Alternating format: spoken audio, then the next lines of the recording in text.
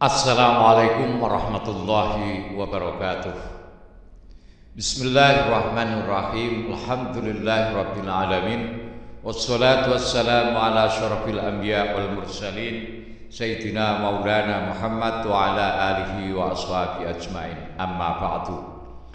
Selamat bertemu dengan saya Muhammad Ajib di channel MUI Demak. Channelnya orang-orang yang menyukai kebaikan dan kebenaran. Pada kesempatan ini saya akan menyampaikan sejarah berdirinya Majelis Ulama Indonesia.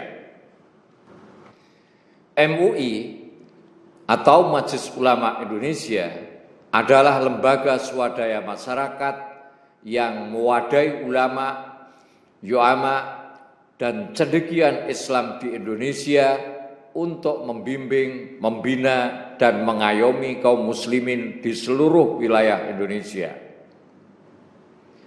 Majelis Ulama Indonesia berdiri pada tanggal 7 Rajab 1395 Hijriah, bertepatan dengan tanggal 26 Juli 1975 Masehi di Jakarta. MUI berdiri sebagai hasil dari pertemuan atau musyawarah para ulama, cendekiawan, dan zu'ama yang datang dari berbagai penjuru tanah air, antara lain meliputi 20 orang ulama yang mewakili 26 provinsi di Indonesia pada masa itu. 10 orang ulama yang merupakan unsur dari ormas-ormas Islam tingkat pusat, yaitu Nahdlatul Ulama atau NU, Muhammadiyah, Syarikat Islam, Perti, Al-Wasliyah, Matla'ul Anwar, GOPI, PTDI, DMI, dan Al-Ittihadiyah. 4 orang ulama dari Dinas Rohani Islam Angkatan Darat, Angkatan Udara, Angkatan Laut, dan Polri, serta 13 orang tokoh atau cendekiawan yang merupakan tokoh perorangan. Dari musyawarah tersebut dihasilkan sebuah kesepakatan untuk membentuk wadah tempat bermusyawarahnya para ulama, zu'ama, dan cendekiawan muslim yang tertuang dalam sebuah piagam berdirinya MUI yang ditandatangani oleh seluruh peserta musyawarah yang kemudian disebut Musyawarah Nasional Ulama I.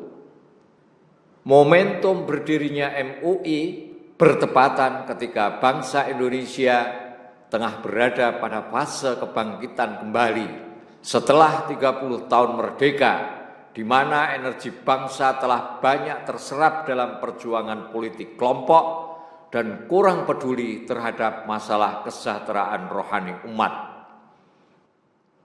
Majelis Ulama Indonesia sebagai wadah musyawarah para ulama, zu'ama, dan cendekiawan muslim berusaha untuk 1. Memberikan bimbingan dan tuntunan kepada umat Islam Indonesia dalam mewujudkan kehidupan beragama dan bermasyarakat yang diridhoi Allah Subhanahu wa Ta'ala.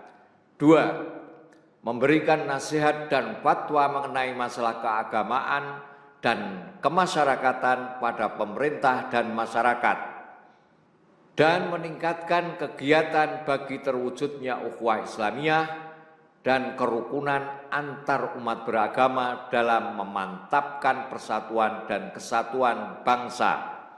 Serta yang ketiga, menjadi penghubung antara ulama dan umarok atau pemerintah dan penterjemah timbal balik antara umat dan pemerintah guna mensukseskan pembangunan nasional. Yang keempat, meningkatkan hubungan serta kerjasama antar organisasi, lembaga Islam, dan cendekiawan muslim dalam memberikan bimbingan dan tuntunan kepada masyarakat, khususnya umat Islam, dengan mengadakan konsultasi dan informasi secara timbal balik. Sebagai organisasi yang dilahirkan oleh para ulama, zu'ama, dan cendekiawan Muslim, serta tumbuh berkembang di kalangan umat Islam, Majelis Ulama adalah gerakan masyarakat.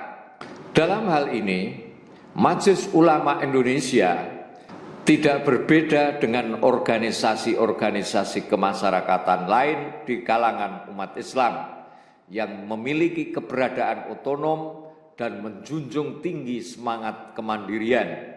Semangat ini ditampilkan dalam kemandirian, dalam arti tidak tergantung dan terpengaruh kepada pihak-pihak lain di luar dirinya.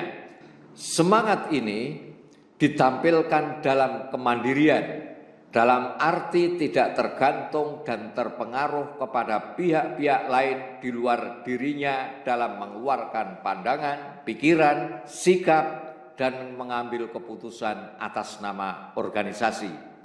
Dalam kaitan dengan organisasi-organisasi kemasyarakatan di kalangan umat Islam, Majelis Ulama Indonesia tidak bermaksud dan tidak dimaksudkan untuk menjadi organisasi suprastruktur yang membawai organisasi-organisasi kemasyarakatan tersebut, dan apalagi memposisikan dirinya sebagai wadah tunggal yang mewakili kemajemukan dan keragaman umat Islam.